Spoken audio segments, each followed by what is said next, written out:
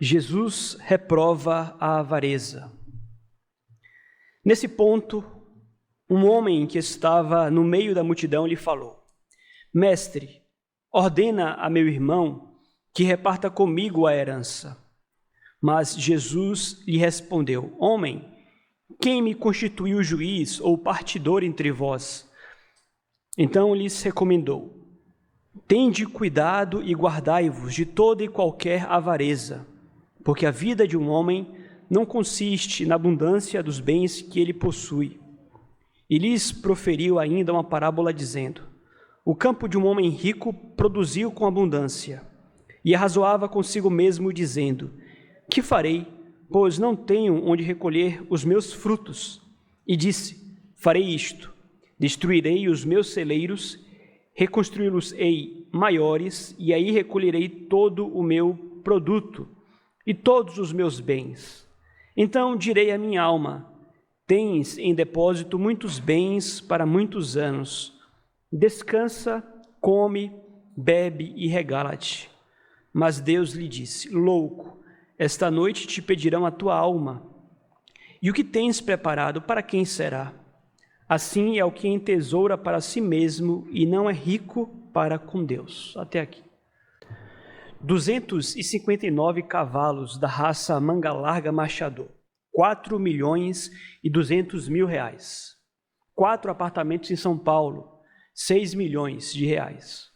Uma casa na Flórida, nos Estados Unidos, 1.200.000 reais. Em uma agenda datada de 1996, uma mulher auto-intitulada bispa lista os seus sonhos de consumo e louva ao nosso Deus pelos bens já conquistados e adquiridos, mas roga ainda por uma casa na praia, outra casa em Miami, mais cartões de créditos internacionais e mais talões de cheques.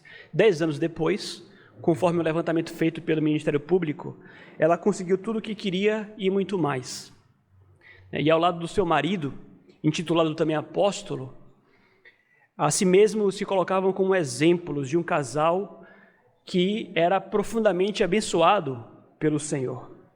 Eram exemplos de filhos que prosperavam financeiramente e tinham nessa prosperidade, então, uma evidência de que eram abençoados pelo Senhor. E, aliás, não apenas colocavam-se como exemplo de bênção, mas ensinavam também que nós devemos buscar esta prosperidade como evidência da bênção do nosso Deus. A questão é a seguinte: será que eles estão errados? Há relação entre prosperidade e bênção do Senhor? Será que eles estão certos? O Senhor Jesus Cristo, ele tratou precisamente deste assunto na passagem que nós acabamos de ler. Quando nós vamos ao Evangelho de Lucas, lá no final do capítulo 9, Jesus Cristo decide então ir para Jerusalém, onde, enfim, ele será crucificado em favor da nossa redenção. Então, do capítulo 9 ao capítulo 12, a passagem que nós acabamos de ler, nós encontramos Cristo em uma jornada, acompanhado pelos seus discípulos e também por uma multidão. E em meio a esta viagem, Cristo ele aproveita a oportunidade para ensinar aos seus discípulos, e na medida em que ele ensina aos seus discípulos, a multidão que o cerca também ouve as lições. E quando chegamos aqui no capítulo 12, Cristo é de certa forma interrompido por um jovem que tem uma questão a apresentar ao Senhor Jesus. E a questão envolve dinheiro, a questão envolve finanças. A palavra nos diz que a boca fala do que está cheio o coração. E sempre haverá, em meio às multidões que seguem a Jesus, aquelas pessoas que estão mais interessadas em dinheiro, realmente. A palavra de Deus também nos lembra que há homens cuja mente é pervertida e privados da verdade, supondo que a piedade é fonte de lucro. Então havia ali entre a multidão alguém que achou que poderia ali em Cristo encontrar uma oportunidade para resolver a sua questão financeira. Então esse jovem, esse homem, ele se apresenta ao Senhor Jesus Cristo, levando-lhe a questão que envolve uma herança. Conforme nós lemos aqui, havia uma herança a ser dividida entre irmãos, e isso estava gerando um conflito entre irmãos, então aquele homem pede que Cristo intervenha naquela situação. E Cristo responde dizendo a ele que, do ponto de vista humano, Cristo, ele não tinha autoridade para atuar entre eles ali como um juiz.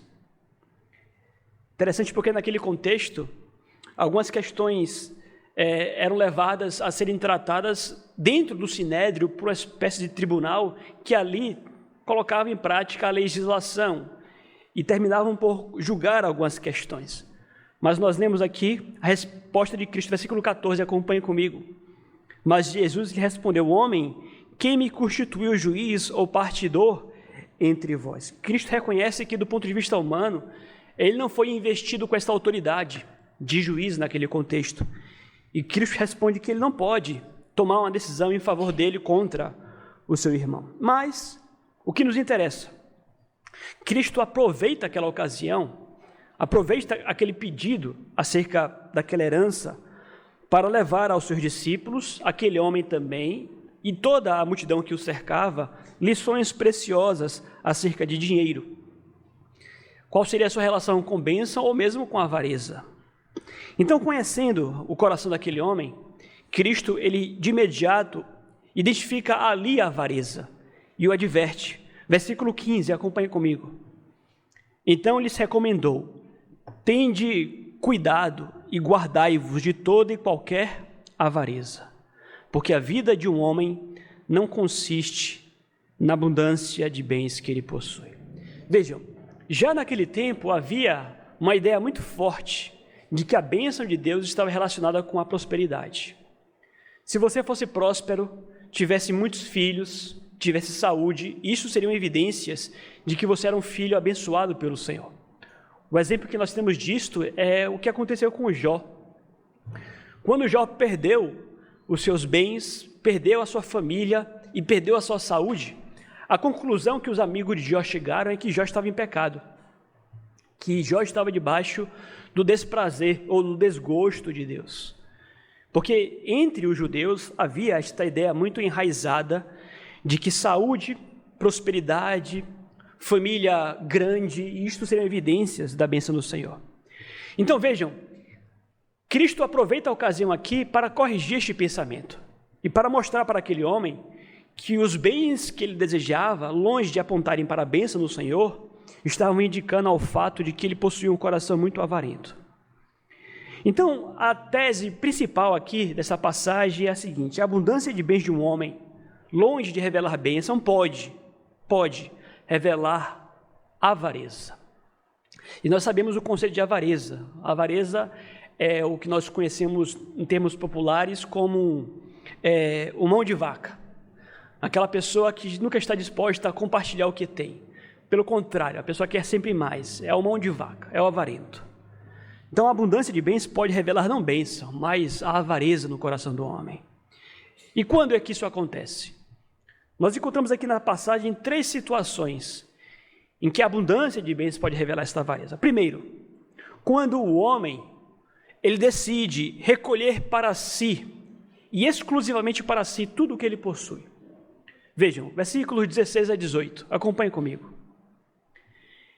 E lhes proferiu ainda uma parábola dizendo: o campo de um homem rico produziu com abundância, e arrazoava consigo mesmo, dizendo: que farei, pois não tenho onde recolher meus frutos.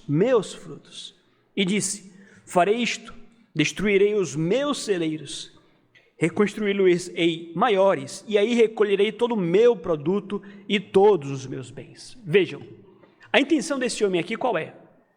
É guardar para si tudo o que ele conquistou. Cristo lhes conta uma parábola, ou seja, havia um homem que já era rico, este homem plantou, trabalho honesto, um trabalho lícito, e a sua plantação frutificou muito, e aquele homem que já era rico, ele ficou milionário. E qual foi a decisão desse homem? Ele simplesmente decidiu construir celeiros maiores para recolher os seus produtos. Repito, fruto de um trabalho honesto, fruto de um trabalho lícito. Mas nesta atitude, simbolizada aqui nesta parábola, Cristo reconhece o pecado da avareza. E como foi dito, em que tipo de situação? Quando a pessoa que prospera, mesmo honestamente, ela decide recolher para si, e apenas para si, aquilo que Deus lhe deu. Então, esta parábola é contada, e que nos lembra, na verdade, que aquilo que Deus nos dá, Ele nos dá não apenas para que retenhamos para nós mesmos. Vejam, não estamos aqui em hipótese nenhuma a negar o direito que todos possuem à propriedade. A Bíblia não nega em hipótese nenhuma o direito à propriedade privada. Não sem razão nós encontramos o mandamento não roubarás. O mandamento não roubarás reconhece o fato de que cada qual tem o direito até o que é seu. Mas qual é o ponto aqui?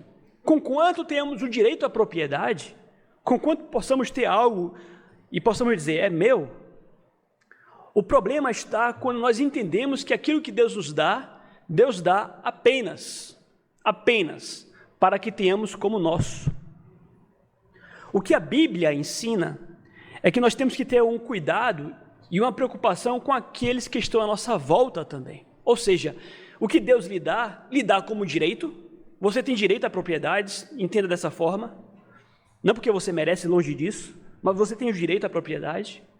Mas aquilo que Deus te dá, não apenas para que você tenha por seu direito, mas que você venha usufruir daquilo que Deus te deu também, para repartir e abençoar aqueles que estão porventura precisando à sua volta. Nós lemos aqui durante a liturgia que o maior exemplo disso nós temos na própria pessoa do Senhor Jesus Cristo, que sendo rico, se fez pobre por amor deles, da igreja, para que pela sua pobreza, eles, a sua igreja, tornassem-se ricos. Há outras passagens, inclusive, na palavra de Deus, que nos apontam para este mesmo princípio. 1 João capítulo 3, 17, dirá o seguinte: se alguém é rico e vê o seu irmão passando necessidade, mas fecha o seu coração para essa pessoa, como pode afirmar que de fato ama a Deus? E Cristo dirá no Evangelho de Mateus: não acumuleis para vós outros tesouros sobre a terra, mas ajuntai tesouros nos céus. Ou seja, do ponto de vista bíblico, meus queridos, os homens, eles são obrigados a socorrer uns aos outros em questões materiais. E é muito importante que nós ensinemos isto, repitamos isto, porque nós vivemos num mundo onde há um capitalismo selvagem à nossa volta, onde nos é ensinado que nós podemos ter, acumular cada vez mais e que não temos nenhuma obrigação com aqueles que estão à nossa volta. E não é esse o ensino bíblico. Você pode ter, conquistar, trabalhar e obter, mas do ponto de vista bíblico você tem sim obrigações, em especial com aqueles que carecem à sua volta.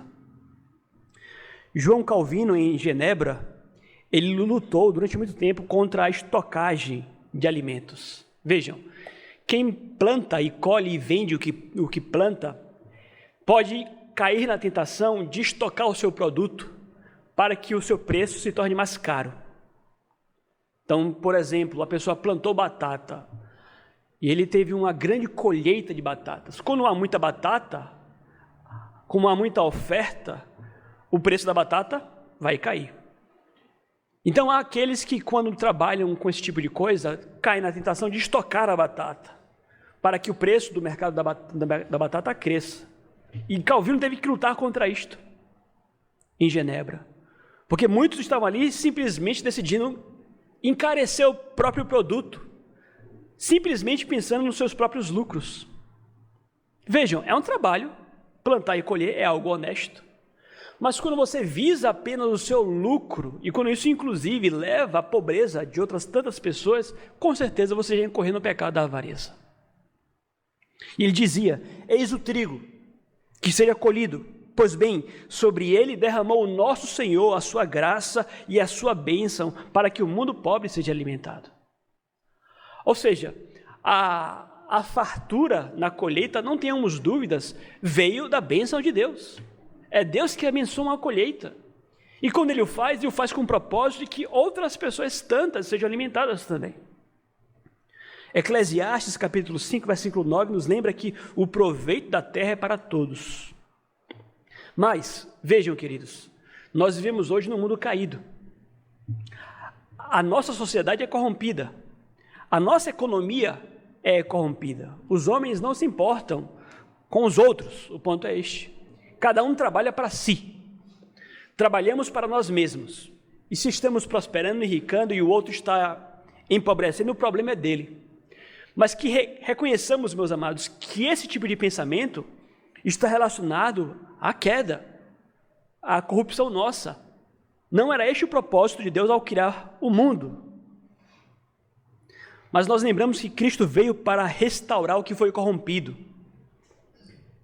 O crente é o indivíduo restaurado, mas, vejam, Cristo vem não apenas para restaurar o homem do ponto de vista individual, ele vem também para restaurar a sociedade. E a igreja é esta sociedade restaurada. É por isso que na igreja a ordem, o mandamento é amem. Amem uns aos outros. Então nós precisamos compreender, meus amados, que o propósito de Deus para nós em especial enquanto igreja é que nós vivamos esta sociedade restaurada da corrupção do pecado. Ou seja, é na igreja onde não deve mais prevalecer o egoísmo. Pelo contrário, deve prevalecer entre nós um sentimento de compaixão, de fraternidade. Então Jesus, aliás, aqui nesta passagem, ele está a ensinar justamente aos seus seguidores, aos seus discípulos, à sua igreja, contra a avareza, que, repito, é consequência de um mundo caído à nossa volta. Calvino, mais uma vez, quando ele fala acerca do propósito de Deus ao abençoar a terra e ao criar o mundo, ele dirá o seguinte, uma citação um pouco longa, acompanhe comigo. Não havia recanto da terra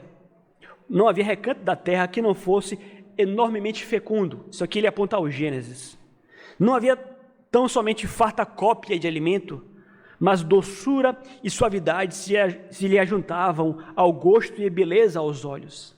Aos primeiros homens, as ervas e os frutos lhe foram dados para a sua vida cotidiana.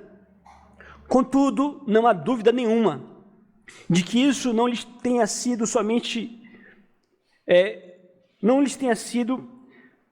fartamente suficiente para abundantes regalos. A terra foi preparada por Deus para alimentar fartamente toda a humanidade.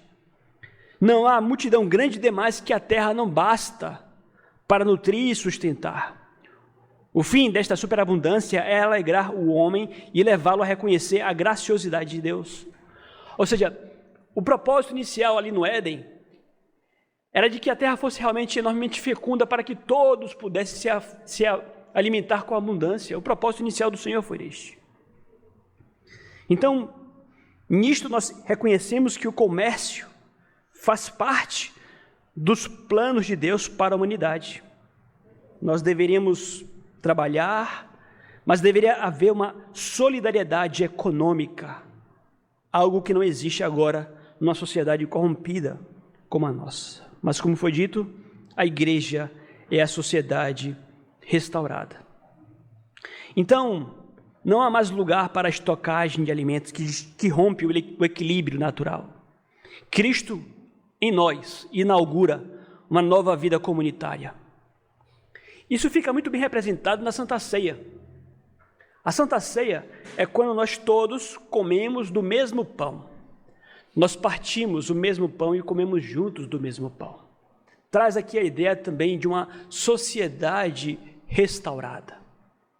Quando nós olhamos para Atos dos Apóstolos, temos ali uma igreja avivada.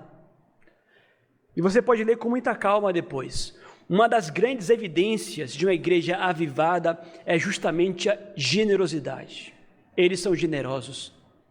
Você encontra ali Estevão vendendo um terreno, dentre outros tantos que faziam a mesma coisa, e depositando o dinheiro aos pés dos apóstolos. E ali eles distribuíam entre eles para que não houvesse entre eles nenhum necessitado. Uma igreja avivada.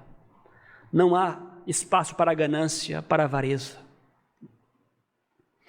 Vejam, é Deus quem produz as riquezas. É Deus quem as dá ao homem, mas também para que este compartilhe com quem precisa. Então há aqui a denúncia contra aqueles que não dividem o que possuem. Aqueles que possuem sobras, inclusive, bens e mais bens, e, no fim das contas, não repartem com quem precisa. Essa é a primeira situação em que há a evidência da avareza, quando não repartem com os outros o que possuem. Há uma segunda situação ainda, que revela a avareza.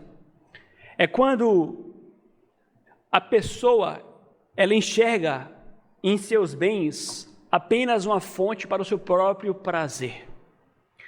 Versículo 19, acompanha comigo.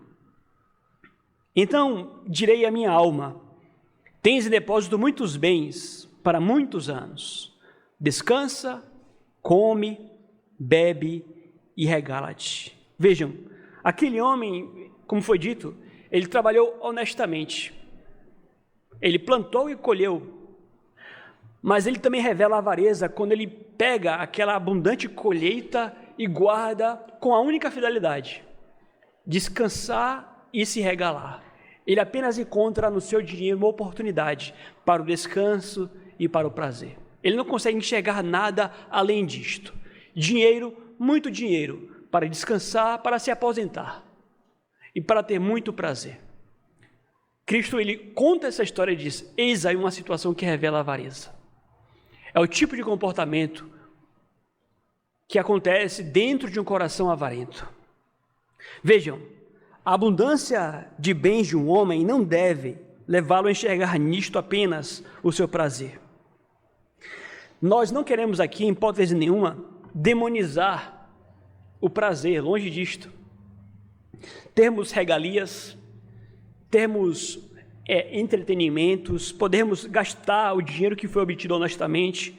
Nós lemos aqui em Eclesiastes: nada melhor para o homem do que comer, beber, do que fazer com que sua alma goze o bem do seu trabalho. No entanto, nós precisamos reconhecer que, conquanto isto nos seja lícito, esta não deve ser a única finalidade para o dinheiro que Deus colocou às nossas mãos. Nós lemos ainda em Eclesiastes: alegra-te, jovem, na tua juventude. Recreie-se o teu coração nos dias da tua mocidade. Anda pelos caminhos que satisfazem o teu coração. Sabe, porém, que de todas estas coisas Deus te pedirá contas. Então, nós precisamos aprender a sobriedade. Nós precisamos aprender a reconhecer que deve haver um equilíbrio entre usarmos o dinheiro para o nosso prazer e usarmos o nosso dinheiro para o socorro de quem precisa. Nós falamos no domingo passado sobre jejum, por exemplo, e falamos como nós podemos nos deixar enredar pelas próprias dádivas que Deus nos concede. Nós podemos ficar tão fascinados com os prazeres deste mundo, que tais dádivas e tais prazeres podem se tornar os nossos ídolos. E por isso, mais uma vez, repito, a regra de ouro aqui é a sobriedade. Que nós saibamos, inclusive, jejuar de tempos em tempos. Que nós saibamos viver um pouco de escassez. Que nós saibamos dizer não aos prazeres desta vida, para que nós não nos tornemos escravos dos prazeres que este mundo tem a nos oferecer. Me refiro aqui a prazeres lícitos, obviamente.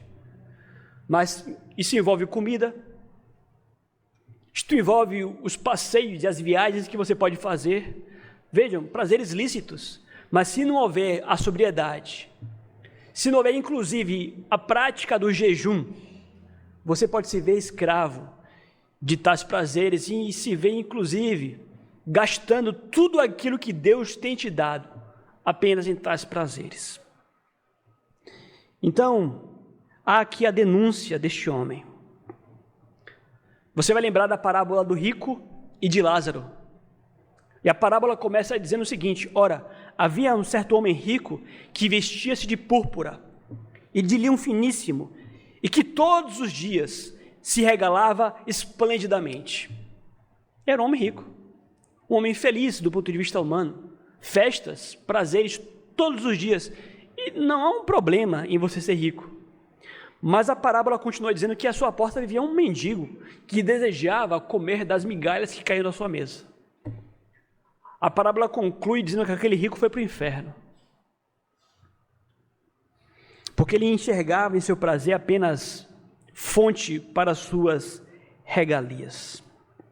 Então vejam, como foi dito, eu não quero aqui, em hipótese nenhuma, demonizar os prazeres.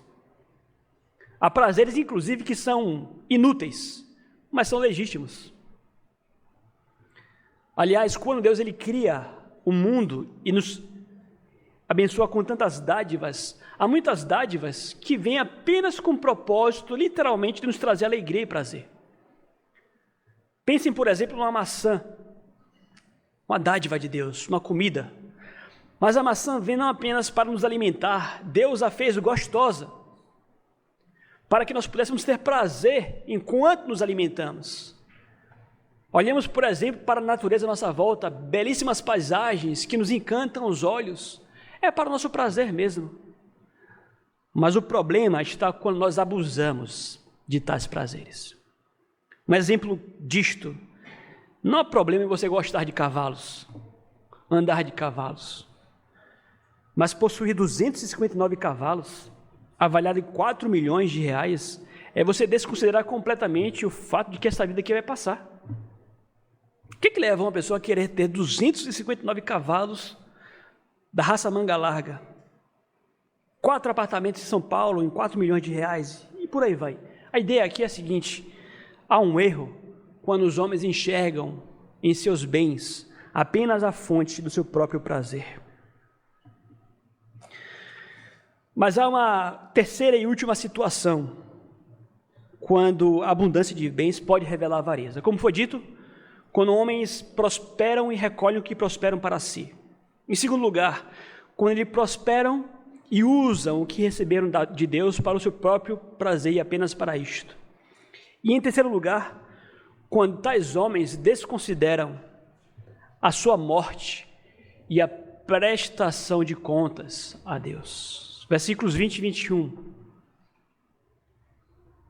Mas Deus lhe disse: louco, esta noite te pedirão a tua alma, e o que tens preparado para quem será? Assim é o que entesoura para si mesmo, mas não é rico para com Deus. Vejam, nós não devemos desconsiderar a nossa morte e a prestação de contas a Deus. Isso aqui se aplica, obviamente, a ricos e pobres, aqueles que muito possuem e aqueles que pouco possuem.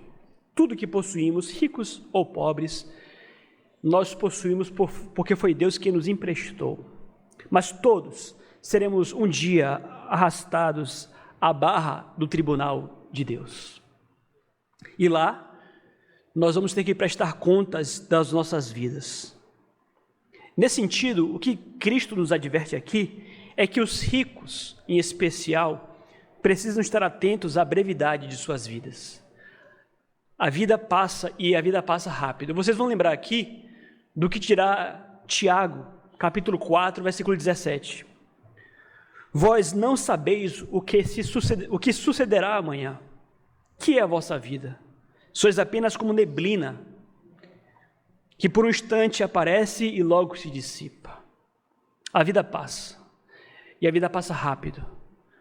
E aqui nós não estamos nem a considerar, inclusive, as surpresas que nos acometem. A vida é passageira. Então, nós somos advertidos pela palavra de Deus a que reconheçamos que devemos usar o que Deus nos concede aqui, plantando agora para colhermos na eternidade. Nós lemos aqui algumas passagens em Eclesiastes, inclusive, que nos lembram que nós podemos desperdiçar uma vida inteira trabalhando e enricando.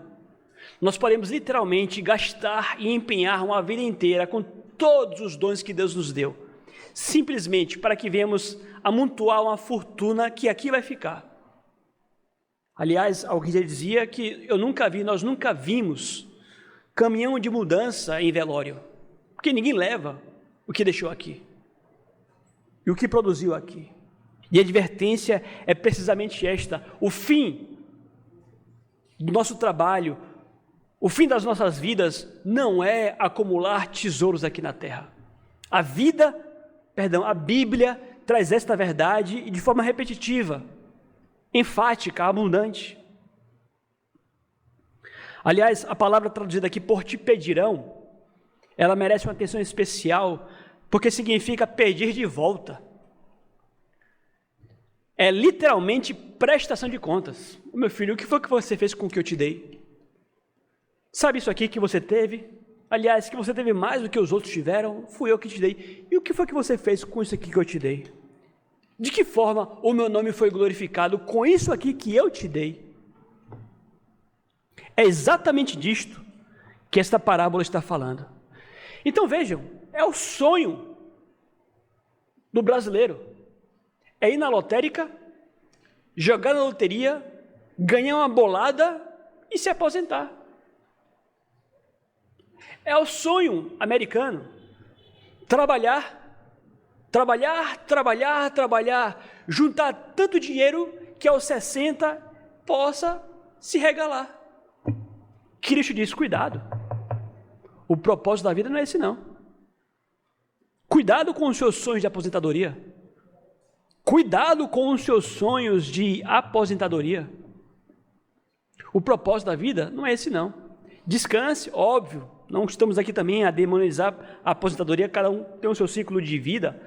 O descanso faz parte do ciclo de vida de Deus para o homem, mas viver em função do dinheiro e pensando apenas em si mesmo, você vai prestar contas do que você fez. Isso aqui nos lembra, inclusive, a parábola dos talentos. Respondeu-lhe, porém, o Senhor, servo mau e negligente, sabias que ceifo onde não semeei e ajunto onde não espalhei? Cumpria, portanto, que entregastes o meu dinheiro aos banqueiros, e eu, ao voltar, receberia com juros o que é meu. Lançai-o para fora nas trevas, ali haverá choro e ranger de dentes. Então é por essa razão que Cristo diz, olha, o que importa, meus amados, o que importa para valer, o que importa de verdade, é sermos ricos para com Deus. E, aliás, nós estamos tão imergidos ou imersos no capitalismo selvagem, à nossa volta, tão já bem estabelecido, que nós perdemos isso de vista com muita facilidade. Nós acabamos imitando e replicando a mesma vida daqueles que não conhecem a Cristo à nossa volta, e o dinheiro é apenas para os nossos bens e prazeres. E o dinheiro é apenas para comprar o que é nosso e comprar. E aí dormimos, acordamos, vamos trabalhar, ganhamos dinheiro, pagamos contas e dormimos e acordamos e vamos trabalhar, e assim nós caímos nesta rotina daqueles que não conhecem a Deus. Vejam, meus amados, a visão que o cristão tem de dinheiro é completamente diferente. Isso aqui, obviamente, requer muita transformação, muito amor, porque o dinheiro é o grande Deus do mundo à nossa volta. É o Deus Mamon. É o Deus do mundo à nossa volta. E não sem razão, Paulo dirá que o amor ao dinheiro é a raiz de todos os males. Que é um assunto difícil de trabalhar com o homem, é o assunto dinheiro. Mas você quer encontrar uma área da vida do cristão, onde nós podemos observar se há ou não conversão, aliás, assunto que tratamos aqui na EBD aqui agora, é como o cristão lidar com o dinheiro. A forma como a pessoa lidar com o dinheiro revela se essa pessoa é convertida ou se ela ainda não foi convertida. Porque, repito, o dinheiro ele possui um apelo muito forte aos corações dos homens. Cristo traz algo completamente aqui novo. Plantou, colheu, ficou rico, se aposentou, avarento, dirá o Senhor Jesus. Vejam, é importante nós lembrarmos que esta parábola contada pelo Senhor Jesus Cristo não foi contada para uma multidão rica. Cristo não está contando essa parábola aqui a um número de pessoas que possuem muitos recursos, não. Ele está contando essa parábola aqui aos seus discípulos, à sua igreja, homens e mulheres simples em sua maioria. E é um erro quando nós achamos que a avareza é um pecado que acomete somente aos ricos. São os pobres que fazem filas na lotérica para querer ganhar na Mega Sena. Então não pense em você que porque você é humilde, tem pouco dinheiro, que você está livre do pecado da avareza. Não é assim não. Você também irá prestar contas a Deus do que Deus lhe deu. E isso se mostra muito claro, por exemplo, quando os homens simplesmente passam as suas vidas sonhando com um salário maior. Ah, se eu tivesse um salário maior, se eu ganhasse R$1.000 a mais, se eu ganhasse R$2.000 a mais, aí eu ia ser feliz. São avarentos, estão enganados, porque vão ganhar R$1.000 a mais e depois vão querer 2, e vão ganhar 2 e vão querer 3, e vão ganhar 3 e vão querer 4. É assim. Então vejam vocês que isso aqui não acomete apenas aos ricos, isso aqui é uma advertência a que nós olhemos para o nosso coração, o problema está em nosso coração. Então vejam, aqui em nossa igreja, meus amados, nós ainda somos uma congregação. Isso significa que nós ainda não temos autonomia. Nós não somos ainda uma igreja independente. Dependemos ainda da igreja da Bahia. Inclusive do ponto de vista financeiro, ainda que nós temos uma boa receita aqui para a glória de Deus, ainda não temos um terreno, por exemplo. Mas nós precisamos começar a colocar tudo isto agora em prática, em nossas vidas aqui nesta igreja. Com isso eu quero dizer que nós precisamos desenvolver aqui entre nós um trabalho social mais pujante. Nós precisamos primeiro ter entre nós fidelidade no recolhimento de dízimos e ofertas. Reconhecendo isto aqui, queremos prestar contas. Mas com base nessa fidelidade, nós precisamos aprender e aqui é uma palavra em especial, obviamente, a liderança da igreja, nós precisamos aprender a gerir tais recursos com o propósito de sermos mais generosos também. A meu ver, nós deveríamos e poderíamos ser mais generosos aqui, para ajudar irmãos que mais precisam. Não temos recursos ainda, porque o sonho mesmo é construir uma escola, um hospital público. Quem sabe um dia Deus nos abençoe dessa forma. Colégio público de qualidade. Um hospital público de qualidade para abençoar a nossa região. Ainda não temos condições. Mas nós não podemos ficar esperando isso. Esperando o dia. Agora, nós precisamos ser mais generosos. Nós precisamos pensar mais. A diaconia da igreja, diáconos e auxiliares, preste atenção. A diaconia da igreja são os responsáveis pelo trabalho social da igreja. Hoje, nós temos um departamento à parte, o Ministério de Ação Social, que tem sido bênção aqui entre nós. Mas esta ação social, biblicamente falando, deve ser desempenhada em primeiro lugar pela diaconia. E os nossos aqui precisam começar a fazer visitas. Visitar, abrir a geladeira, ver se o irmãozinho está com a despensa abastecida ou não. É trabalho de diácono fazer isso. E nós podemos, sem dúvidas, associar a diaconia irmãs que têm um dom, vocação para isso. Irmãs que têm vocação para a ação social. Nós deveríamos enxertá-las no trabalho social a ser liderado pela diaconia da igreja. E aí nós iríamos nos amparar mutuamente, ajudar aqueles que estão desempregados, porque poucas coisas são tão oprimentes quanto de fato você padecer o desemprego. É muito difícil. Então, que nós possamos ser mais generosos nesse sentido e que possamos ter uma outra visão do dinheiro que Deus nos deu em nossas vidas. Que Deus assim nos abençoe.